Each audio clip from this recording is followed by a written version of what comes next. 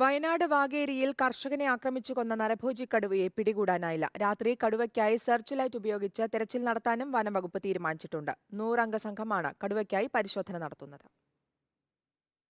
പ്രജീഷിന്റെ മൃതദേഹം കണ്ടെടുത്ത സ്ഥലത്തിന് സമീപത്തായാണ് വനംവകുപ്പ് ആദ്യം കടുവയുടെ സാന്നിധ്യം തിരിച്ചറിഞ്ഞത്. പിന്നീട് പ്രദേശത്ത് 2 ക്യാമറകളിൽ കടുവകളുടെ ദൃശ്യം പതിഞ്ഞു. ചതുപ്പ് നിലമുള്ള സ്ഥലത്തുണ്ടെന്ന നിഗമനത്തിൽ കുങ്കിയാനകളെ ഉപയോഗിച്ച് 6ാം ദിവസം തിരച്ചിൽ നടത്തി. എന്നാൽ CCF KS ദീപ മാധ്യമങ്ങളെ കാണുകയും മുൻപ് പറഞ്ഞ കാര്യങ്ങൾ ആവർത്തിക്കുകയും ചെയ്തു. ടൈഗർ നമ്മളുടെ വിസിനിറ്റിയിൽ തന്നെ നമ്മളതിനെ ട്രാക്ക് ചെയ്യുന്നുണ്ട്.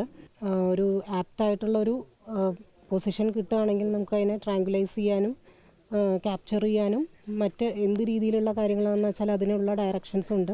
അപ്പോൾ അതനുസരിച്ച് മൂവ് ചെയ്യാനുള്ളൊരു പ്രിപ്പറേഷൻസിൽ തന്നെയാണ് നമ്മളെപ്പോഴും. എത്രയും പെട്ടെന്ന് സക്സസ്ഫുൾ ആവുമെന്നുള്ളൊരു പ്രതീക്ഷയിലാണ് ഞങ്ങളെല്ലാവരും. കടുവാ സാന്നിധ്യമുള്ളതിനാൽ പുറത്തിറങ്ങാൻ മൂടക്കൊല്ലി കൂടല്ലൂർ നിവാസികൾക്കിപ്പോൾ ഭയമാണ്. കടുവാ ഭീഷണി മൂലം ജോലിക്ക് പോവാതെ പ്രദേശവാസികൾ ഭീതിയിലുമാണ്. കടുവയ്ക്കായുള്ള വനംവകുപ്പിന്റെ തിരച്ചിൽ പ്രഹസനമാണെന്നാണ് പ്രദേശവാസികളുടെ നിലപാട്. ഞങ്ങൾ നല്ല വിദഗ്ധന്മാരിവിടെ ഉണ്ട്.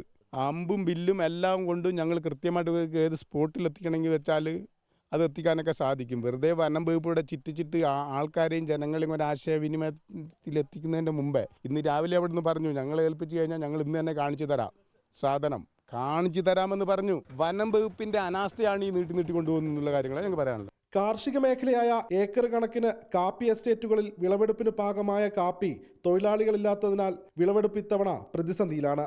കടുവയെ പിടികൂടാനായി രാത്രി സെർച്ച് ലൈറ്റ് ഉപയോഗിച്ച് പരിശോധന നടത്താനാണ് വനംവകുപ്പിന്റെ അടുത്ത നീക്കം. ഒരു മനുഷ്യജീവൻ പൊലിഞ്ഞിട്ട് 6 ദിവസമായിട്ടും കടുവയെ പിടികൂടിയിട്ടില്ല. സർവ്വസന്നാഹങ്ങളോടെ നിരന്തരമായ തിരച്ചിൽ നടക്കുന്നുണ്ടെങ്കിലും കടുവയെ പിടികൂടാത്തത് പ്രദേശവാസികൾക്കിടയിൽ വലിയ പ്രതിഷേധത്തിനിടയാക്കുന്നു. വീഡിയോ ജേർണലിസ്റ്റ് അബു താഹിറിനോടൊപ്പം reporter Deepak Mohan in reporter, Wayanad.